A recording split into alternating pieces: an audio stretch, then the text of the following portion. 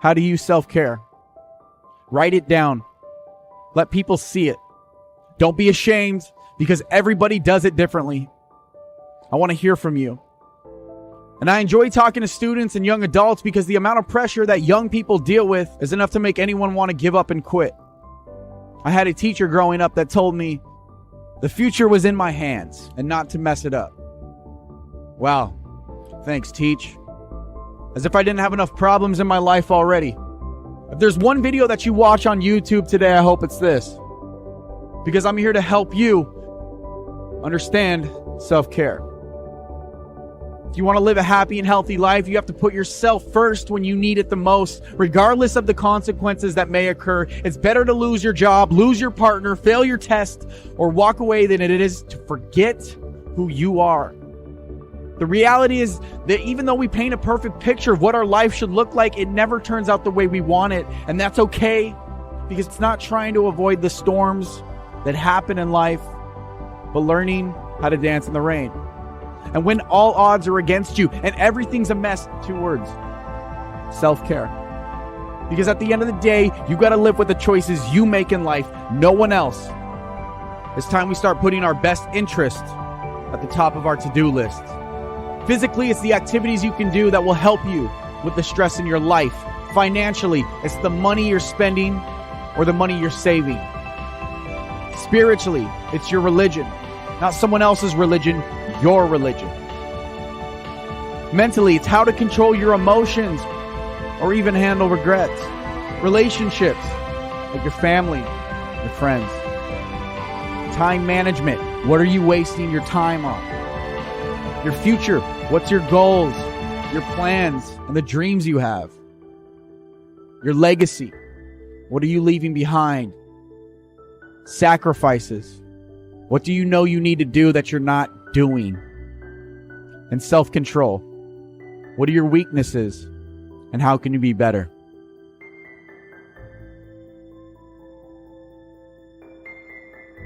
I'm here today to help you understand self-care.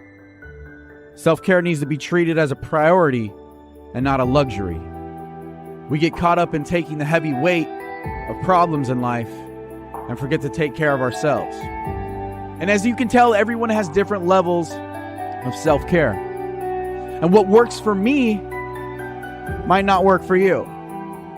But you got to keep trying. Let's start with financial self-care. It's that moment when you just got paid and you know you're not trying to spend all your money on that stupid thing you saw on Facebook because everybody else has one except you. Financial self-care is knowing that just because you can buy it doesn't mean you should. So you put your extra savings away in the bank and it becomes a habit. And then all of a sudden, that's all you ever do is save your money. And now you're back to the beginning. You start living a miserable life because before you had a spending problem and now you have a savings problem. And maybe for you, financial self-care is going out and finally buying something.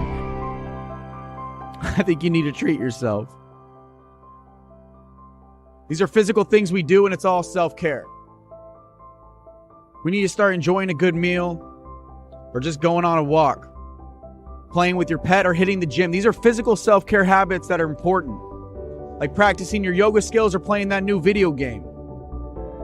Sometimes it's things like dusting off that old skateboard or creating something with your hands. What about mentally taking care of yourself? See, that's a tricky one. Because no one in this entire world has the mind and the thoughts that you have. It's important that we take care of the strongest muscle in our body, and that's our brain. Decluttering your mind from stress is difficult when we live busy lives, and knowing that you may need medications, you may need a therapist, you may need to take extra time from your life for your mental health, and that's okay. Let's talk spiritual self-care. You've got meditation, Christianity, Jehovah, Mormon, Buddhists, monks, Jewish, and just an overall connection with a higher self. Knowing that there's a reason you were born, knowing that you have a purpose on this planet is important. Because when you think of it like that, things start to change. And now relationships. Who do you call when you're stressed out? Who's there for you when you're breaking down? They say you are the average of the 5 people you spend the most time with. So choose wisely who is going to enhance your relationship self-care routine, because even if you have no one there, the beauty about relationships is that they can blossom with a single conversation. Sacrifice self-care is knowing what you need to do, but you're not doing it. You know that you need to take better care of your body. You know that you need to stop saying hurtful things about yourself. You know that you're overworking yourself, and any day now you might snap. Sacrifice for the things you need to work on. Self-control, self-care. What are your weaknesses? And how can you be better? Are you the type of person that can't help it when your friends are inviting you out to party, but you know you should be studying? And it's hard to have self-control to say no. But saying no can be the ultimate self-care routine. You have to learn to say no without feeling guilty. Setting self-control boundaries is healthy. You can still be a good person and say no. You can still have a kind heart and say no. Don't let people tell you otherwise. At the end of the day, just make sure you're not saying no to yourself. You do you. Walk away, cancel plans, change your mind, take a break, and most importantly, stay true to yourself. Let's talk time management. Who else has checked their phone and saw the 1% battery life symbol? Yeah. How fast are you trying to send that last text message? Just like your phone was on full battery at the start of the day, you wasted it away watching cat videos. Well, your life has an expiration date. A lot of people are miserable because they spend years of their life doing something that they hate. So take a risk and make time for yourself. You've got goals and big plans that you've been dreaming about. And if you don't start heading in that direction, you're going to miss out forever. I don't care how ridiculous your dream is, because you were given a vision. Just like they laughed at Edison and how they teased Elon. This world breeds extraordinary people from time to time, and you just happen to be one of them. You are what you leave behind in this world. How do you want to be remembered? It's entirely up to you.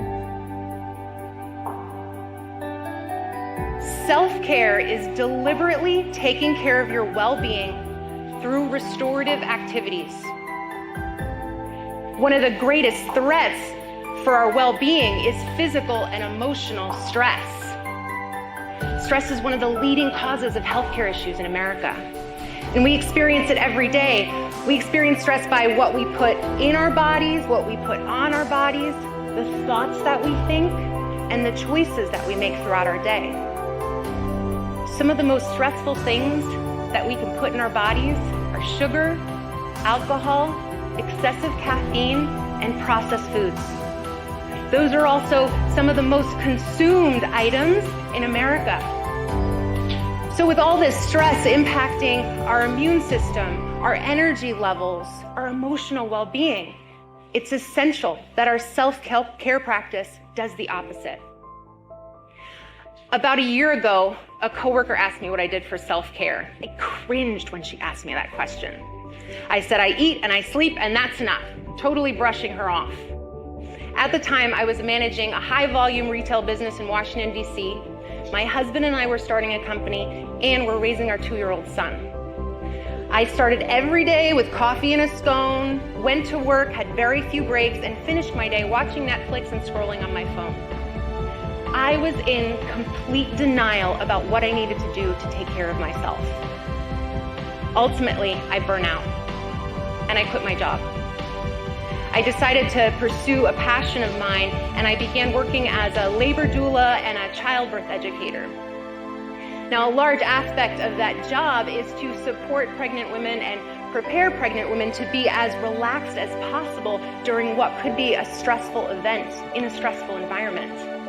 And I learned really quickly that to be successful at that, I had to be a relaxing presence, which meant I had to take care of myself.